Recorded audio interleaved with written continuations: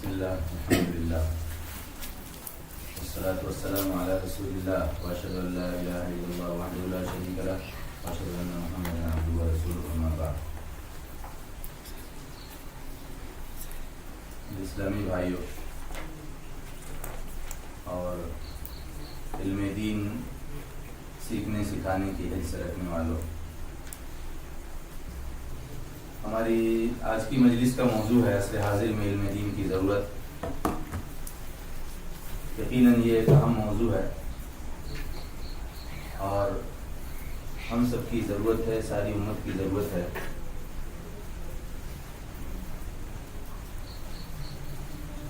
اس موضوع کو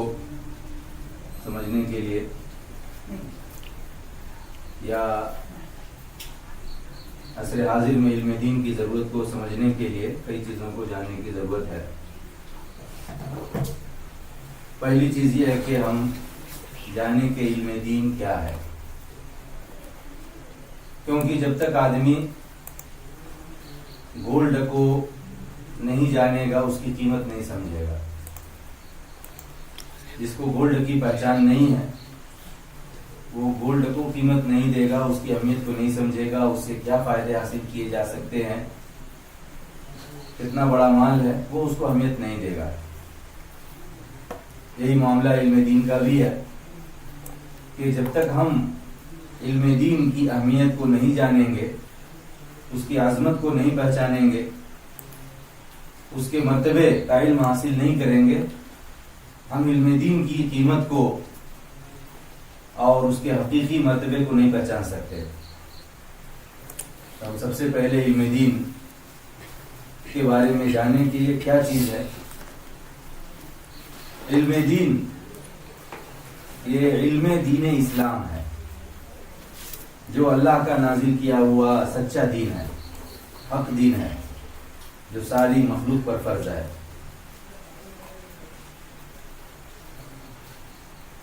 عصر حاضر میں علم دین کی ضرورت ہے یا نہیں،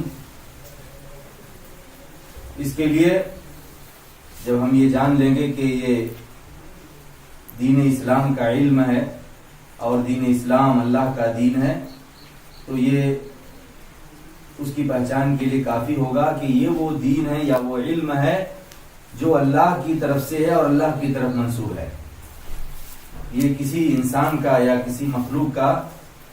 علم نہیں ہے، یہ اللہ کا نازل کیا ہوا علم ہے، رب العالمین کا نازل کیا ہوا علم ہے۔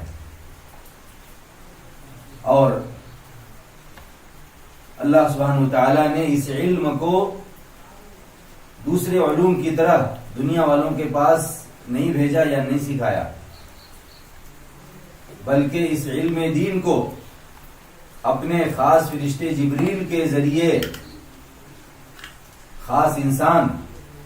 اور خاص شخصیت محمد رسول اللہ صلی اللہ علیہ وسلم کے اوپر نازل کیا، جو انسانوں میں سب سے افضل انسان ہے، جو اولاد آدم کے سردار ہیں، جو خاتم النبیین ہیں، سب سے افضل انسان کے اوپر اس کو نازل کیا۔ اس سے بھی ہم علم دین کی عظمت کو سمجھ سکتے ہیں۔ علم دین وہ علم ہے جو قرآن و سنت میں ہے اور جس کی تعریف نبی صلی اللہ علیہ وسلم ہر خطبے میں کیا کرتے تھے۔ ہر خطبے میں نبی صلی اللہ علیہ وسلم اس علم کی تعریف کرتے تھے، کیونکہ علم دین کے دو بنیادی مصدر قرآن اور سنت کی تعریف نبی صلی اللہ علیہ وسلم ہر خطبے میں کرتے تھے، جیسا کہ صحیح مسلم میں نبی صلی اللہ علیہ وسلم کا خطبہ مروی ہے۔ نبی صلی اللہ علیہ وسلم کہتے تھے اما بعد فإن خیر الحدیث کتاب اللہ وخیر الہدی ہدی محمد صلی اللہ علیہ وسلم، یہ سب سے بہترین کلام کتاب اللہ ہے اور سب سے بہترین طریقہ محمد صلی اللہ علیہ وسلم کا طریقہ ہے۔ ہم اس کو دوسرے الفاظ میں سمجھ سکتے ہیں کہ کتاب اللہ سب سے بہترین کلام ہے اور محمد صلی اللہ علیہ وسلم کا طریقہ سب سے بہترین طریقہ ہے۔ یہ علم دین کے دونوں بنیادی مصدر کی تعریف ہے، جس کو نبی صلی اللہ علیہ وسلم ہر خطبے میں دہراتے تھے، تاکہ ہر انسان اس کو یاد رکھے، اس کو جانے، اس کو سنے اور جانے۔ یہ ہے علم دین کی عظمت۔ علم دین وہ علم ہے جس سے ہدایت ملتی ہے اور ضلالت دور ہوتی ہے. یہی وہ علم ہے جس کے ذریعے اہل جاہلیت کو ضلالت سے ہدایت ملی. دنیا کی سب سے بدترین قوم، سب سے جاہل قوم کو اللہ سبحانہ تعالیٰ نے اس علم دین کے ذریعے ہدایت کی روشنی عطا کی اور ضلالت سے نکال دیا، اور اس کا قرآن میں اعلان کیا. جمعہ کے شروع میں اللہ نے فرمایا ہے وَالَّذِي بَعَثَ فِي الْأُمِّيِّينَ رَسُولًا مِّنْهُمْ يَتْلُو عَلَيْهِمْ آيَاتِهِ وَيُزَكِّيهِمْ وَيُعَلِّمُهُمُ الْكِتَابَ وَالْحِكْمَةَ وَإِن كَانُوا مِن قَبْلُ لَفِي ضَلَالٍ مُّبِينٍ. وہی ہے جس نے ان پڑھ لوگوں میں انہی میں سے ایک رسول بھیجا جو ان کے اوپر اس کی آیتوں کی تلاوت کرتا ہے اور ان کا تزکیہ کرتا ہے، گناہوں سے پاک کرتا ہے اور انہیں کتاب اور حکمت سکھلاتا ہے، اور یقیناً وہ لوگ اس سے پہلے بے شک کھلی گمراہی میں تھے. اللہ نے اس کا اعلان کیا. اس علم کے ذریعے ہم سمجھ سکتے ہیں کہ یہ کون سا علم ہے، ورنہ علم دین کے نزول سے پہلے دنیاوی علوم موجود تھے جن میں سے بہت سارا عرب بھی جانتے تھے اور عجم بھی جانتے تھے،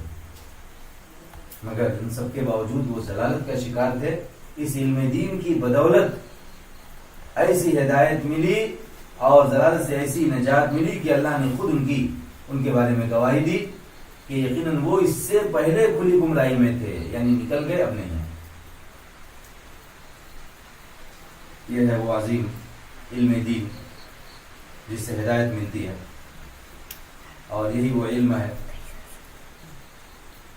جس کے حاصل کرنے والے کو اور جس کو اپنے سینے میں پیوست کرنے والے کو، جس کو برسوں تک سیکھنے والے کو عالم کہا جاتا ہے. علم تو دنیا میں بہت سارے ہیں جن کے حاصل کرنے والوں کو بہت کچھ کہا جاتا ہے، مگر عالم کا لقب، عالم کا یہ عزت والا لقب،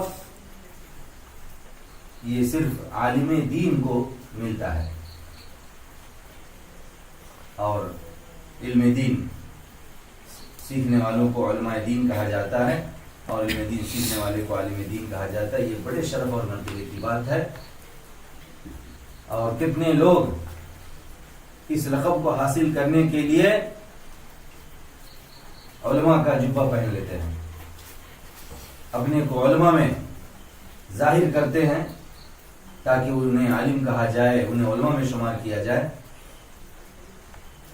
یہ وہ عزت والا علم دین ہے کہ جس کے حامل کو عالم کہا جاتا ہے. اللہ سبحانہ وتعالیٰ نے کہا ہے کہ انما یخشی اللہ من عبادہ العلماء، یقیناً اللہ سے اس کے بندوں میں سے علم والے ہی ڈرتے ہیں، علماء ہی ڈرتے ہیں. یہ خصوصی خوف ہے جو علماء کو حاصل ہوتا ہے، جو قابل تعریف ہے. علم دین وہ علم ہے جس کی بدولت اللہ سبحانہ وتعالیٰ سب سے زیادہ جنت کے راستے کو آسان کرتا ہے. علم نافع، علوم نافعہ بہت سے ہیں مگر ان میں علم دین سر فہرست ہے. صحیح مسلم میں ابو ہریرہ کی حدیث میں نبی صلی اللہ علیہ وسلم فرمایا ہے من سلک طریقا یلتمس فیہ علما سہل اللہ لہ بہ طریقا الی الجنہ. جو شخص کسی ایسے راستے پر چلے گا جس میں وہ علم حاصل کرے گا تو اللہ اس کے لیے اس کی وجہ سے جنت کے راستے کو آسان کر دے گا. جنت کے راستے کو، دنیا کے راستے آسان کرنے کے لیے لوگ کیا کیا کرتے ہیں. جنت کا یہ راستہ، غیبی راستہ، اللہ تعالیٰ جن علوم کی وجہ سے آسان کرتا ہے ان میں علم دین، اللہ کا نازل کیا ہوا علم، یہ سر فہرست ہے. یہ وہ راستہ ہے جس کو پانے کے لیے اللہ کی راہ میں جانے کی قربان کی جاتی ہے. طالب علم کے لیے، طالب علم دین کے لیے اللہ تعالیٰ راستے کو آسان کرتا چلا جاتا ہے، جس میں اس بات کی ترغیب ہے کہ ہو سکے تو مرتے دم تک علم دین سیکھتے رہو اور جنت کے راستے کو آسان کراتے رہو. مرتے دم تک طلب علم میں لگے رہو، اللہ تمہاری موت تک تمہارے لیے جنت کے راستے کو آسان کرتا رہے گا کہ تمہاری روح قبض ہو تو تمہاری منزل جنت ہے۔ یہ وہ علم دین ہے۔ علم دین کی عظمتیں بہت ہیں۔ یہ عظمتیں ہمیں بتاتی ہیں کہ علم دین کیا ہے، اور اس عظمتوں والے علم دین کی ضرورت ہم کو ہے یا نہیں، کہ اللہ کا نازل کیا ہوا علم دین، ہدایت دلانے والا علم دین، وہ علم دین جس کی نبی صلی اللہ علیہ وسلم ہر خطبے میں تعریف کرتے تھے، وہ علم دین جس سے جنت کا راستہ آسان ہوتا ہے۔ اس کے بعد ہم ایک دوسرے ناحیے سے بھی دیکھیں کہ ہم کو علم دین کی ضرورت ہے یا نہیں۔ ہم انسان ہیں، اپنے بارے میں غور کریں کہ ہم کون ہیں، ہم کیا ہیں، ہم کیوں ہیں، ہم کو کس نے پیدا کیا، ہم کو کیوں پیدا کیا گیا، ہم سے کیا مطلوب ہے، ہمیں کیا کرنا ہے، ہمیں کیا نہیں کرنا ہے، ہم آزاد ہیں یا تابعدار ہیں، یہ کائنات کس نے بنائی، اس کائنات کو کون چلاتا ہے، اس کائنات کی حقیقت کیا ہے، ہم کب تک رہیں گے، یہ کائنات کب تک رہے گی، اس کائنات کا راز کیا ہے، نیکی اور برائی کی حقیقت کیا ہے، اچھے اور برے کا کیا معاملہ ہے، اس زندگی کے بعد کوئی اور زندگی ہے یا نہیں، اس زندگی میں جو مسائل پیش آتے ہیں ان کا کچھ انجام ہے یا نہیں، اس دنیا میں اچھائیاں کرنے والوں کے لیے کبھی کچھ ہے یا نہیں، اس دنیا میں برائیاں کرنے والوں کے لیے کبھی کچھ ہے یا نہیں۔ یہ سب مسائل ہیں جو انسان کے مسائل ہیں، تاکہ انسان اپنے آپ کو پہچانے کیوں پیدا کیا گیا، کون ہے وہ،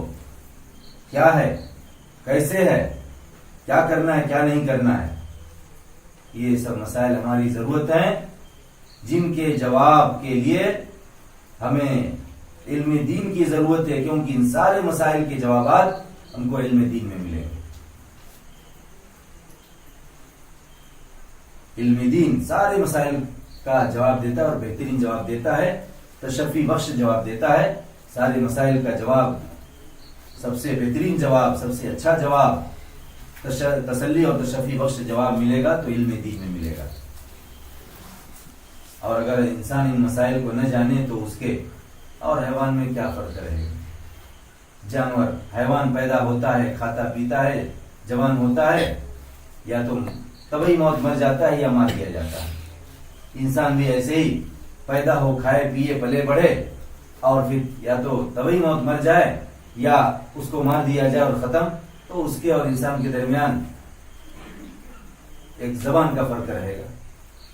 کچھ صلاحیتوں کا فرق رہے گا، مگر حقیقت اور انجام کا کیا فرق رہے گا وہ نہیں جان پائے گا۔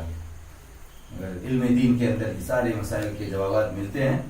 اور سب کا حل ملتا ہے۔ اللہ سبحانہ و تعالیٰ نے ہمارے لیے علم دین کو نازل کیا ہے، اسلام کو نازل کیا ہے، جس میں سارا علم دین ہے۔ اللہ سبحانہ و تعالیٰ نے سورہ مائدہ کی آیت نمبر 3 میں فرمایا ہے، اليوم اکملت لکم دینکم واتممت علیکم نعمتی ورضیت لکم الاسلام دینا۔ آج کے دن میں نے تمہارے لیے تمہارے دین کو مکمل کیا اور تم پر اپنی نعمت پوری کی، اور تمہارے لیے اسلام کو دین کے لحاظ سے پسند کیا۔ اللہ نے اس آیت میں جہاں اس بات کا اعلان کیا کہ اس نے اسلام کو مکمل کیا ہے، اس نے وہاں پر یہ بھی کہا تمہارے لیے، میں نے تمہارے لیے تمہارے دین کو مکمل کیا، کہا کہ تمہارے لیے، اور کہا تمہارا دین اللہ کا دین ہے، اس کو اللہ نے ہماری طرف منسوب کر کے کہا کہ تمہارا دین، جس کا مطلب یہ ہے کہ یہی دین ہمارے لیے ہے، اور اس میں جو کچھ علم ہے، جو نالج ہے، وہ سب ہمارے لیے ہے۔ میں نے تمہارے لیے تمہارے دین کو مکمل کیا اور تم پر اپنی نعمت پوری کی، اور اس دین کو نعمت قرار دیا، اور یہ نعمت کہا کہ میں نے تمہارے اوپر اپنی نعمت کو پوری کیا۔ یہ اس وقت ہوگا جبکہ ہم اس دین کو گلے لگائیں گے، اس کے علم کو اپنا علم جانیں گے۔ اور اللہ نے کہا کہ اور میں نے تمہارے لیے اسلام کو دین کے لحاظ سے پسند کیا، پھر کہا کہ تمہارے لیے،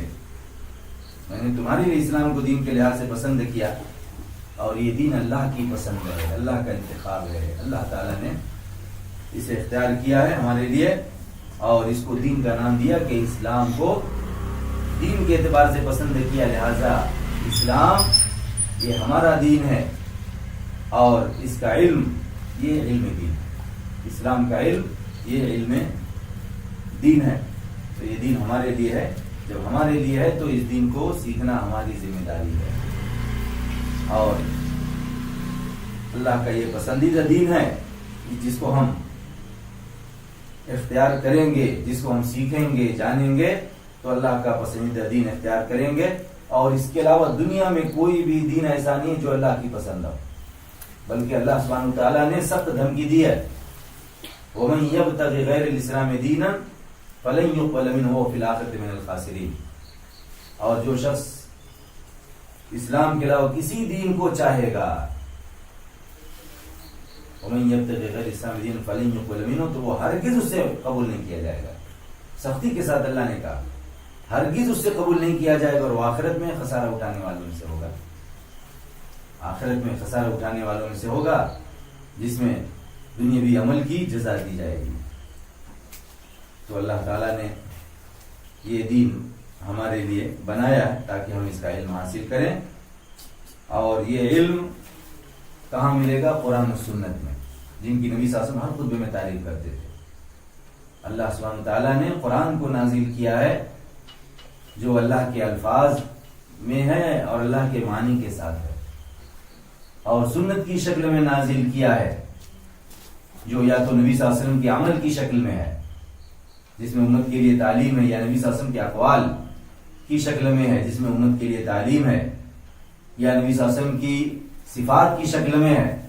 یا نبی صلی اللہ علیہ وسلم کی تقاریر کی شکل میں ہے، لیکن اس کی اصل اللہ کی طرف سے ہے، اس میں بھی اللہ کا دین ہے، اللہ کے دین کا علم ہے۔ یہ قرآن و سنت علم پر مبنی ہے، اللہ کے نازل کے علم پر مشتمل ہیں، ان کو سیکھنے سے ہم علم دین حاصل کریں گے، اور اس کا ذکر سورہ جمعہ کی آیت میں اللہ نے کیا ہے کہ وہی ہے وَالَّذِي بَعَثَ فِي الْأُمِّيِّينَ رَسُولًا مِّنْهُمْ يَتْلُو عَلَيْهِمْ آيَاتِهِ وَيُزَكِّيهِمْ وَيُعَلِّمُهُمُ الْكِتَابَ وَالْحِكْمَةَ وَإِن كَانُوا مِن قَبْلُ لَفِي ضَلَالٍ مُّبِينٍ، وہی ہے جس نے امی لوگوں میں، ان پڑھ لوگوں میں، انہی میں ایک رسول بھیجا جو ان کے اوپر اس کی آیتیں پڑھتا ہے، قرآن کی تلاوت کرتا ہے، اور انہیں گناہوں سے پاک کرتا ہے، اور انہیں کتاب اور حکمت سکھلاتا ہے، اور بے شک وہ لوگ اس سے پہلے یقیناً کھلی ہوئی گمراہی میں تھے۔ تو قرآن اور حکمت اور تزکیہ، تلاوت قرآن جو قرآن میں شامل ہے، ان کے ذریعے لوگ، گمراہ لوگ، جاہلیت والے لوگ ہدایت پائے، ضلالت سے نکل کر کے ہدایت میں آ گئے، اور مثالی انسان بن گئے، دنیا کے سب سے اچھے انسان بن گئے، جن کو اللہ تعالیٰ نے بڑا مرتبہ دیا، اور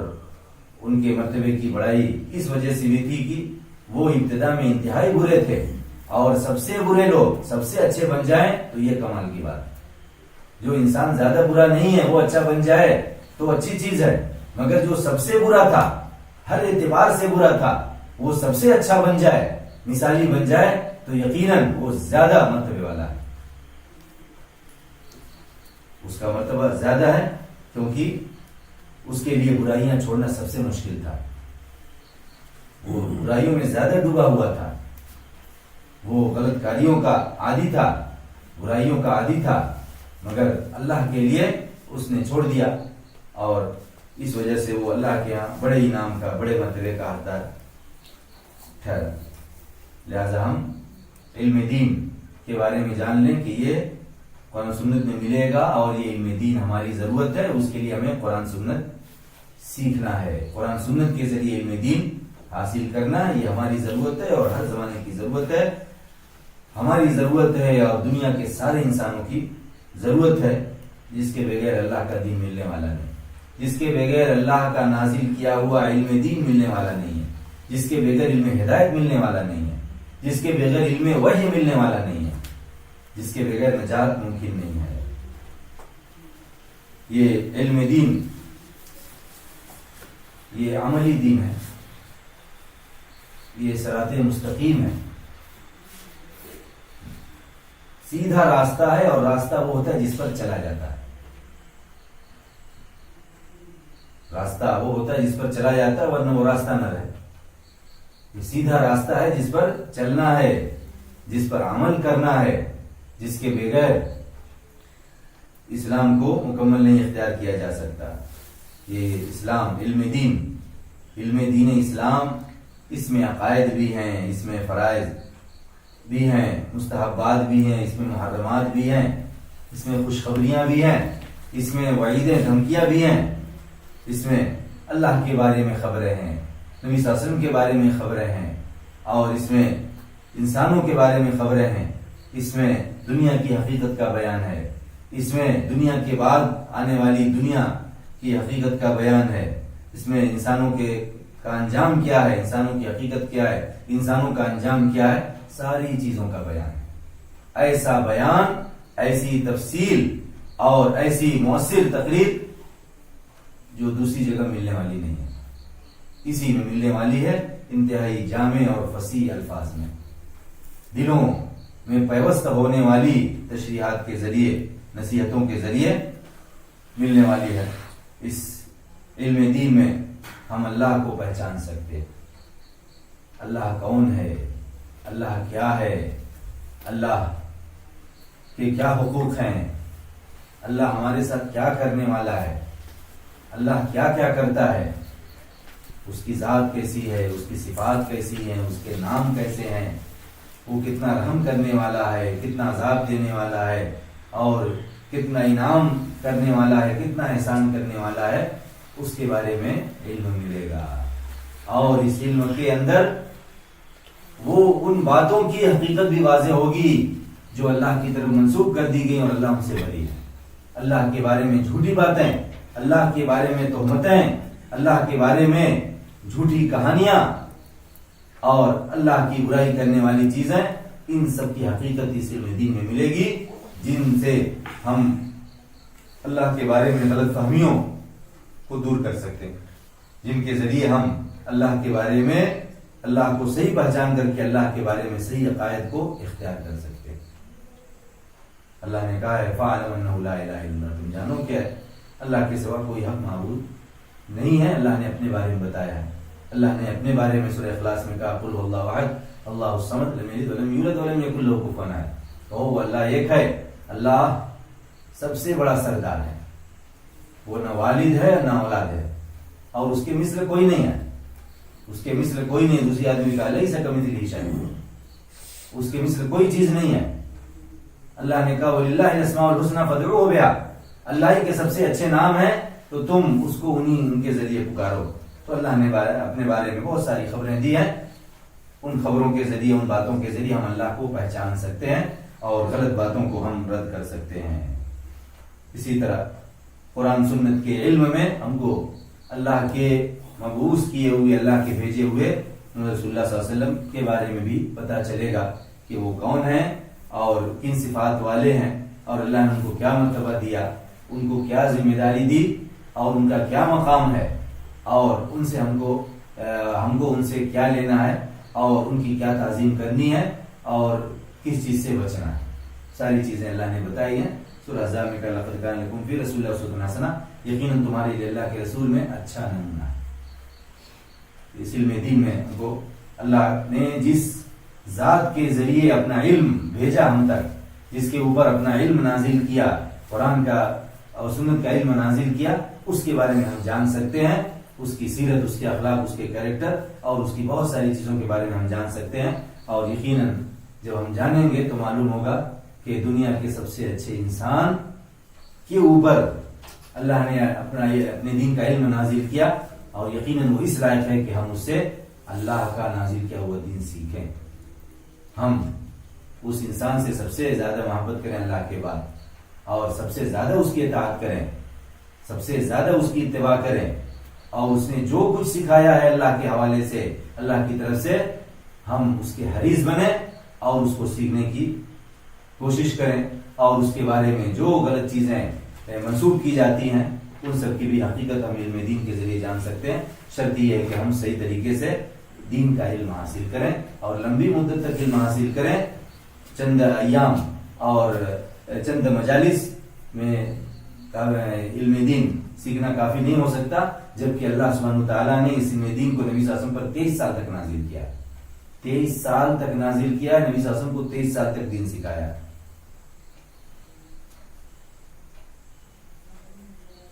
علم دین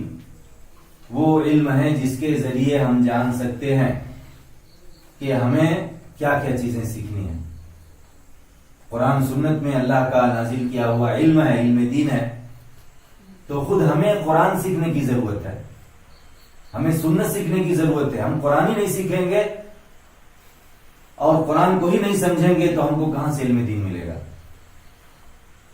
اللہ نے اپنی باتیں قرآن میں نازل کی ہیں، اپنی تعریف، اپنی پہچان، اپنے احکام، اپنی ممنوعات، اپنی جزا اور اپنی سزا، سب چیزیں اللہ نے قرآن میں نازل کی ہیں اور وہی سنت میں۔ تو اس کے لیے ہم کو قرآن سیکھنا پڑے گا، اس کے لیے ہم کو قرآن پڑھنا بھی سیکھنا پڑے گا اور ہم کو قرآن سمجھنے کا بھی علم حاصل کرنا پڑے گا، کیونکہ ہم سمجھنے کے لیے قرآن پڑھنے پر مجبور ہیں۔ اگر ہم پڑھیں گے ہی نہیں تو کہاں سے سمجھیں گے؟ اور جب ہم پڑھنے کے علاوہ اسے سمجھیں گے تو ہمیں معلوم ہوگا کہ اللہ کون ہے، اللہ کیا ہے، اور ہم کون ہیں اور ہم کیا ہیں۔ اور قرآن کو پڑھنے کے لیے ضروری ہے کہ ہم قرآن کو صحیح پڑھیں۔ قرآن کو سمجھنے کے لیے ضروری، صحیح علم دین کے لیے ضروری ہے کہ ہم قرآن کو صحیح طریقے سے سمجھیں۔ غلط سمجھنے سے غلط فہمیاں پیدا ہوں گی اور آدمی اس مقصد تک پہنچنے کے بجائے جس مقصد کے لیے قرآن نازل کیا گیا ہم کہیں اور پہنچ جائیں گے، کیونکہ قرآن ایک ایسی کتاب ہے یضل بہ کثیرا ویہدی بہ کثیرا۔ اللہ نے کہا اس کے کہ اللہ اس کے ذریعے بہت سے لوگوں کو گمراہ بھی کر دیتا ہے اور بہت سے لوگوں کو ہدایت بھی دیتا ہے۔ قرآن سے گمراہ ہو جاتے ہیں غلط طریقے سے قرآن سیکھنے سمجھنے کی وجہ سے، لہذا قرآن کو صحیح سے سیکھیں، صحیح لوگوں سے اس کا علم حاصل کریں۔ اسی طرح سنت ہے، ہم کو سنت بھی سیکھنی پڑے گی، سنت کو سمجھنا بھی سیکھنا پڑے گا۔ سنت کو کس طرح سمجھنا ہے، کن لوگوں کے ذریعے سمجھنا ہے، کس منہج اور طریقے پر سمجھنا ہے، اس کو بھی ہمیں جاننا پڑے گا، اور اس کے ذریعے بھی ہمیں معلوم ہوگا کہ اللہ تعالیٰ نے سنت میں کون سا علم نازل کیا ہے۔ تو علم دین کے لیے ہم کو قرآن کا علم حاصل کرنا پڑے گا، سنت کا علم حاصل کرنا پڑے گا، اور یقین ہم جتنا قرآن و سنت سیکھیں گے اتنا زیادہ دین کا علم حاصل کریں گے۔ قرآن ایک بڑی کتاب ہے جو اللہ نے 23 سال تک نازل کی ہے۔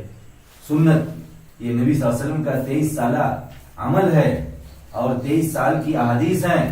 23 سال کی 40 سے 63 تک وفات تک کی صفات ہیں، تقریرات ہیں، ان تمام کا مجموعہ سنت کہلاتا ہے۔ ان کے اندر علم دین کے خزانے ہیں، ان میں اللہ کے احکام ہیں، اللہ کی ممنوعات ہیں، اور اللہ کی پسند اور ناپسند چیزیں ہیں۔ ہم سنت کو سیکھیں گے تو ہم علم دین کو حاصل کریں گے، اور ہم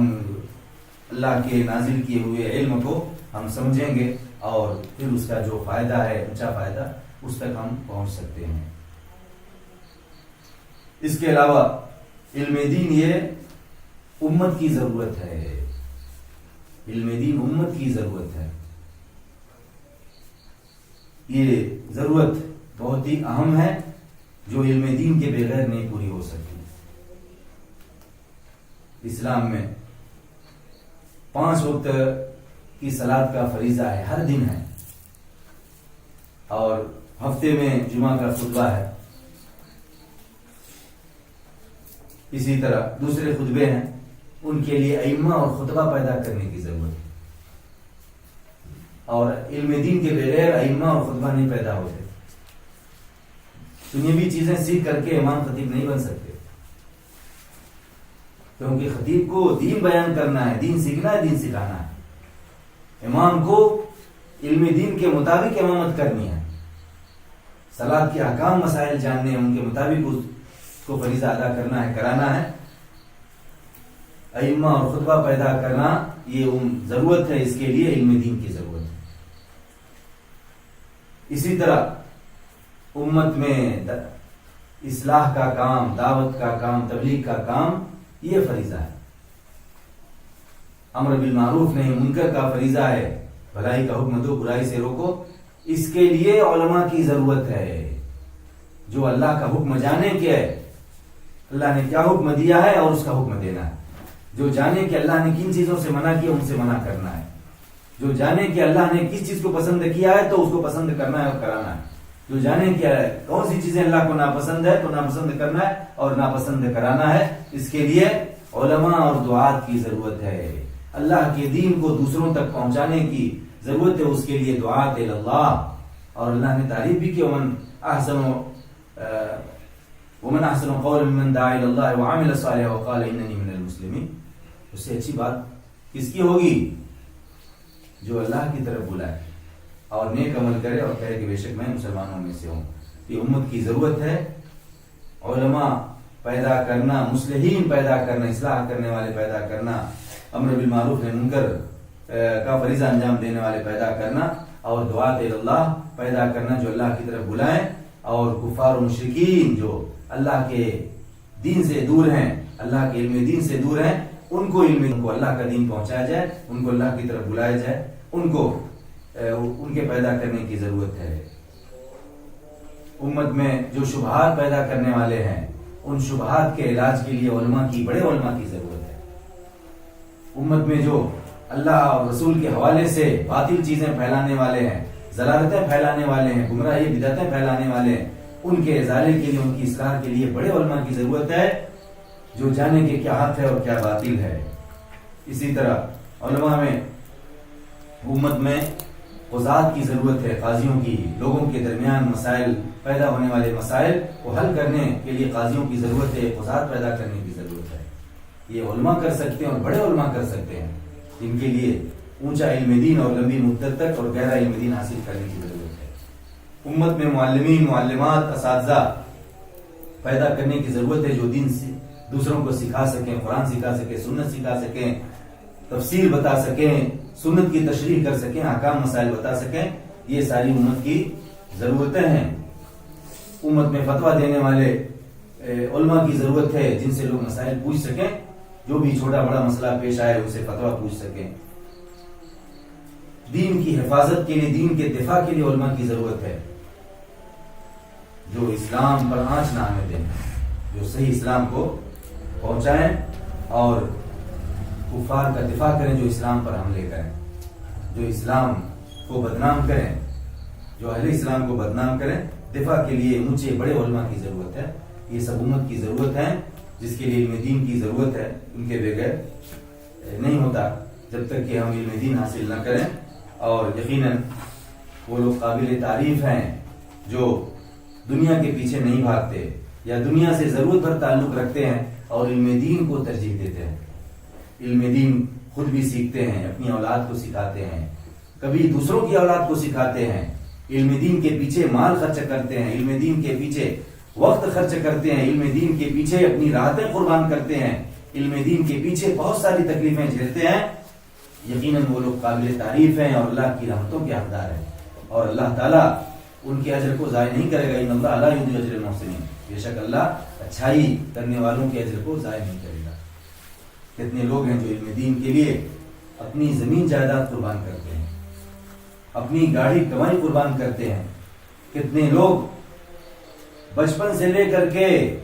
جوانی تک، جوانی سے بڑھاپے تک، مرتے دم تک علم دین کے پیچھے اپنی ساری زندگی قربان کر دیتے ہیں۔ یقین یہ لوگ قابل تعریف ہیں، انہوں نے جانا ہے کہ علم دین کیا ہے، انہوں نے جانا کہ علم دین یہ گولڈ سے، ڈائمنڈ سے، ہیرے جواہرات سے زیادہ قیمتی ہے، کہ انہوں نے سونے چاندی کو، ہیرے جواہرات کو پیچھے چھوڑ دیا اور علم دین کو اختیار کیا۔ اس کے لیے خادم دین بن گئے، اس کے لیے معلم دین بن گئے، اس کے لیے ہر قسم کی محنت کرنے والے بن گئے، اپنا مال قربان کیا، اپنی جوانی قربان کی، اپنی لذتیں قربان کی۔ یقیناً قابل تعریف ہے۔ اللہ تعالیٰ ایسے لوگوں کی مغفرت فرمائے اور امت میں دین سیکھنے والوں کی تعداد کو زیادہ کرے، امت میں دین سکھانے والوں کی تعداد کو زیادہ کرے، امت میں صحیح علماء کی تعداد کو زیادہ کرے، امت میں مفتیوں کی، قاضیوں کی، داعیوں کی تعداد کو زیادہ کرے۔ اللہ تعالیٰ اس امت کو علماء سے بھر دے، علم دین سے بھر دے، اور منہج سلف پر اس علم دین کو زندہ کرے اور زندہ رکھے. اور صحابہ نبی صلی اللہ علیہ وسلم کے زمانے میں، پھر صحابہ کے زمانے میں، پھر تابعین کے زمانے میں جس طرح علماء کی کثرت ہوتی تھی کہ نبی صلی اللہ علیہ وسلم نے ایک موقع پر 70 علماء کو بھیج دیا جو جا کے قرآن سنت سکھائیں، ایسی کثرت ہمارے زمانے میں بھی ہو جائے. اللہ تعالیٰ سے دعا ہے کہ وہ ہمیں علم دین، عصر حاضر میں علم دین کی ضرورتوں کو سمجھنے اور ان ضرورتوں کو پورا کرنے کی توفیق دے، اور اخلاص کے ساتھ علم دین حاصل کرنے، علم دین حاصل کرانے، علم دین کے پیچھے محنت کرنے اور دین کی ہر قسم کی خدمت کرنے کی توفیق دے. اللہ ہماری چھوٹی بڑی خدمتوں کو قبول فرمائے، اپنے فضل سے ہماری مغفرت فرمائے، امت کی اصلاح فرمائے، اور امت میں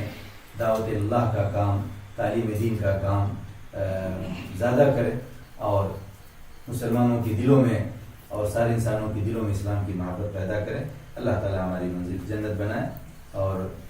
ہمیں دنیا میں بھی سعادت کی زندگی دے اور آخرت میں بھی سعادت کی زندگی دے. اور جو لوگ غلط فہمیوں کا شکار ہیں، اللہ تعالیٰ ان کی غلط فہمیوں کو دور کرے اور واقعی ان کو سچا مومن بنائے. آمین. وآخر دعوانا الحمد للہ رب العالمین.